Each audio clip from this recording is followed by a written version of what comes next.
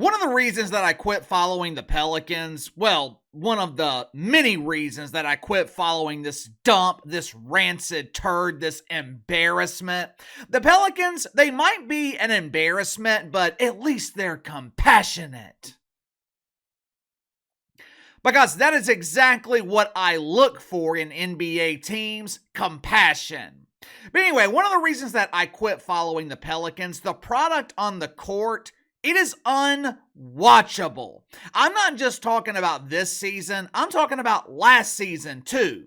But KC, they won 49 games last year. They made the playoffs. So, just because they won 49 games, that does not mean it was an exciting 49 wins. It doesn't mean they were playing basketball the right way. Hell, when your head coach is Willard Green, the ultimate weasel, I guess I shouldn't expect the Pels to lead the league in efficiency. I guess I shouldn't expect them to present an exciting product and play the right way. But that's okay. That's okay, because the Pelicans, they led the league in what matters most. They led the league in prayer request. One of the reasons that I quit watching the Pelicans is because they are presenting an unwatchable product. It's not NBA basketball. Hell, it's not even G League basketball. Matter of fact, G League tickets, they are more expensive than Pelicans tickets right now. Now, how I feel and what I think about the Pelicans, it is how casual fans feel about the NBA in general. It is no secret that NBA ratings are in the pooper. If this league is not careful, they are at very serious risk of being overtaken by Caitlin Clark in popularity. Well, KC, don't you mean the WNBA? No, I mean Caitlin Clark. If the NBA's not careful, this white girl from Iowa, she's going to be drawing better ratings. And over the weekend, we were given another example of just how bad the NBA product has gotten. If you haven't already, make sure to like and subscribe. You can follow me on Twitter at KC_BTL84. Happen to stumble upon this video, be sure to check out my main channel, Behind the Line. Search Behind the Line here on YouTube. Should be the first channel that comes up.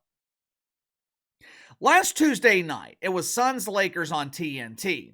This was one of those doofus NBA Cup games where the winner of the tournament gets the privilege of sharing the same cup that the NBA's ratings are in. The rest of us, we call it a toilet, but the NBA, they are calling it a trophy. According to Adam Silver, since this was a game in the NBA Cup, it's supposed to be important.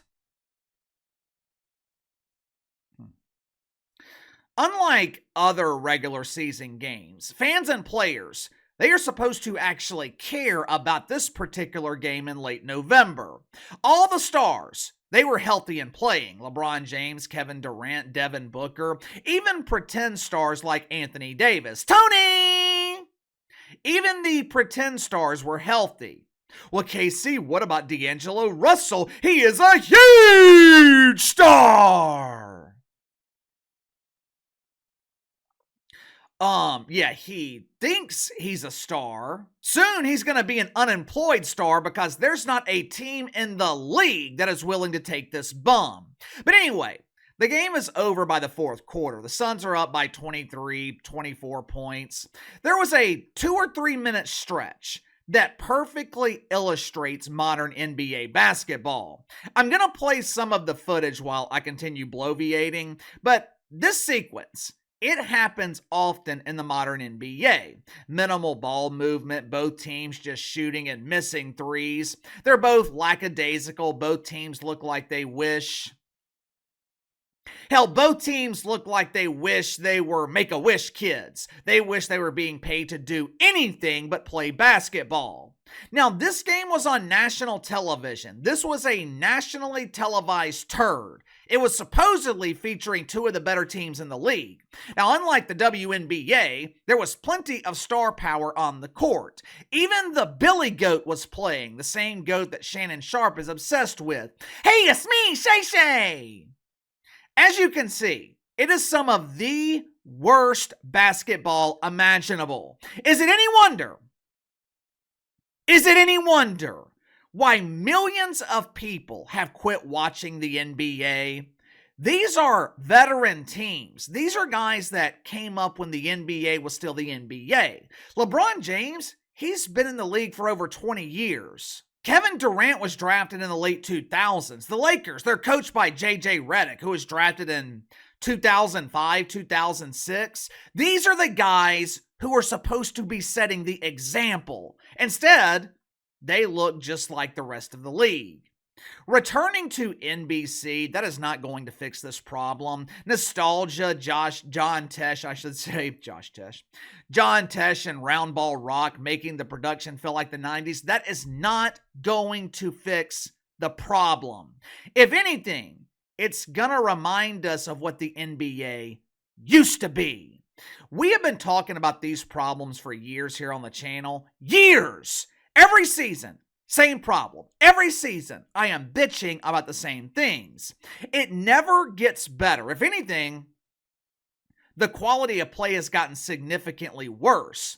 Now, to his credit, and I rarely give credit to Adam Silver, but he has tried to motivate the players. He has tried to fix some of these problems. It ain't working. Now, me personally, I think the only way to fix the NBA is to eliminate guaranteed contracts. More than likely, it will cause a labor strike. The league will probably lose a full regular season. But at this point, it might be the best thing to happen to the NBA. A short-term loss for a long-term gain. Because it would give the league 2 years to rebrand itself.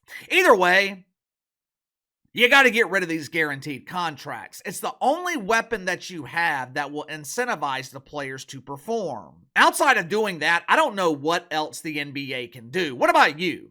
How would you fix the NBA? How would you improve the quality of the product? They've tried just about everything. The only thing left to do is to eliminate guaranteed contracts. If you know of a better way, let me know in the comments below. I'll see you guys on the main channel.